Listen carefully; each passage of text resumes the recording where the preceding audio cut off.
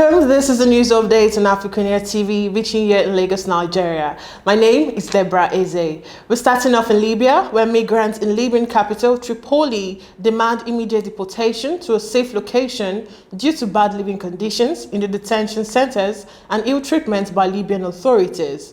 Dozens of migrants protested outside the United Nations High Commissioner for Refugee headquarters in the Libya capital, Tripoli, where protesters held banners. Sudanese migrants Omar Idris claimed that they have been beaten, detained, and imprisoned by the authorities. Moving on, 32 victims, including 8 children, have been identified through preliminary investigation on the sexual exploitation and abuse allegations concerning the Gabonese contingent in the Central African Republic under the UN flag. The spokesperson for the Secretary General, Stephen Dujarric, announced that the national investigation is now underway jointly with the UN's Office of Internal Oversight Service and with the support of the UN Senior Victim Rights Advocate in the Central African Republic. And we move to Sierra Leone, where Sierra Leone president on Friday signed a bill abolishing the death penalty, declaring the West African country as exercise horrors of a cruel past after a long campaign to end capital punishment. President Julius Maada Bio signed the abolition bill during a ceremony in the capital Freetown after lawmakers approved the text in July. And away from that, in Congo, residents in the town of Beni are concerned about the spread of the deadly Ebola virus after the death of a 3-year-old boy in the Democratic Republic of Congo, 5 months after the African nation's outbreak of the disease was proclaimed terminated. Teams on the ground are working to trace and monitor around 100 contacts as well as decontaminate health facilities, the ministry said.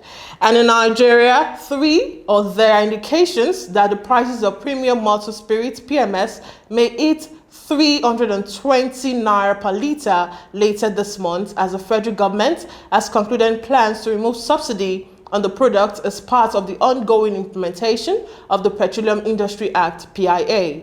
The Nigerian National Petroleum Corporation, NNPC, had last week disclosed that it spent a total of 905.27 billion naira on petrol subsidy in 8 months amid rising global oil prices.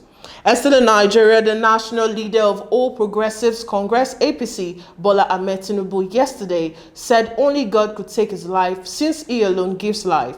Tinubu, who said this yesterday during his reunion with his political associates and proteges at a welcome back event and prayer hosted by Lagos State government at the State House Marina, Lagos, said he was highly elated to return after his 3-month absence from the country.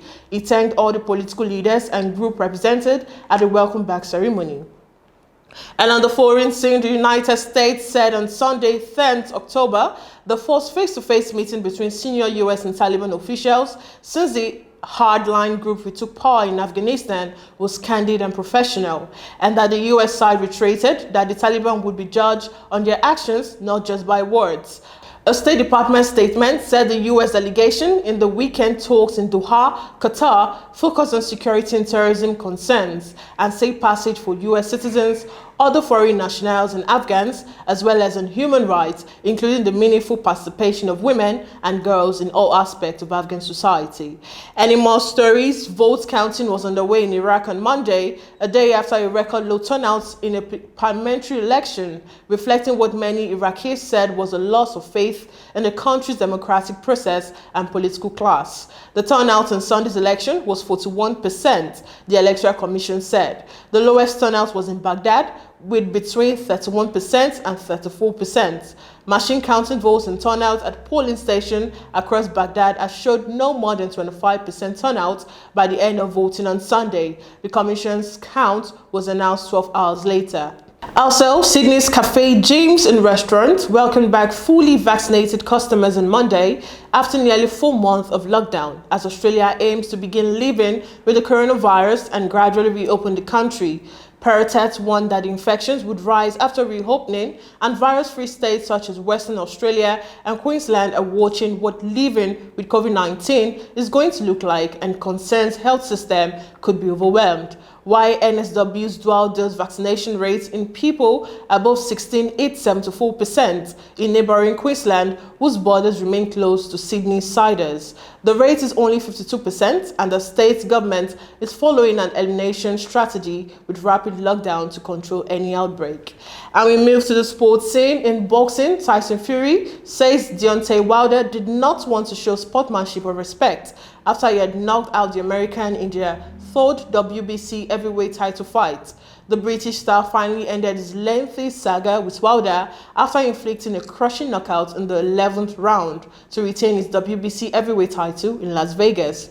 And finally, in football, EFL chair Rick Parry says Premier League B teams in the EFL are now non-negotiable, but one changes are coming to the EFL Cup as the English football system prepares to adapt to European competition changes in 2024. The idea, which was core to last year's rejected Project Big Picture, was recently reiterated by Pep Guardiola, manager of Manchester City, who are keen on the idea to help the young development of young players.